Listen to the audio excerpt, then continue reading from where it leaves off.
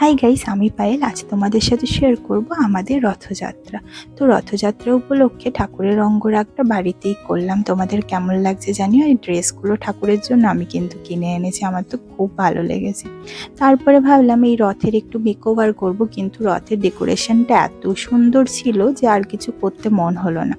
তাই গোলু বলল যে এইরকমই থাকুক, আর আমার ওইভাবে খুব ভালো লাগছিল। আর ও একটা মালা এনে দিয়েছিল, মালাটা কিভাবে ডেকোরেট করব বুঝতে না পারায় এইভাবেই সাজিয়ে দিলাম। আর এবার দেখো দড়িটা একটু অন্যরকম, মানে ফুলের দড়ি রাখার চেষ্টা করেছি। আর তারপরে ঠাকুরের প্রিয় মিষ্টান্ন দিয়ে পুজো দিয়ে দিলাম। আর সত্যি খুব ভালো লাগছিল, মন থেকে প্রচণ্ড শান্তি ফিল করছিলাম। আর এই দেখো আমার ঠাকুর ঘরে বাকি ঠাকুরগুলো দর্শনও করিয়ে দিলাম তোমাদের। দেন সন্ধেবেলায় আমরা রথ নিয়ে বেরিয়েছিলাম বাড়ির উঠোনে।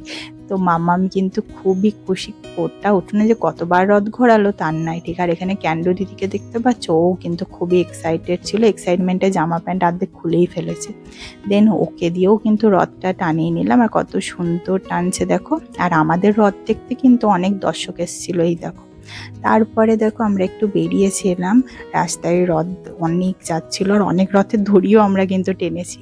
তারপরে দেখো রথের মেলায় গিয়েছিলাম। দেন এখানে গিয়ে প্রচুর ঘোরাঘুরি করলাম আমরা, আমি আর গলুই বেরিয়েছিলাম, আর কেউ বেরোয়নি। তারপরে দেখো ঠাকুরের দর্শন করে চলে গেলাম খেতে। এখানে খেলাম আইসক্রিম, চিকেন চপ, তারপরে আরও ডিমের চপ, অনেক কিছু খেয়েছিলাম রানাদার ভাইরাল দোকানে। তারপরে শুরু হয়ে গেল বৃষ্টি। চলো টাটা।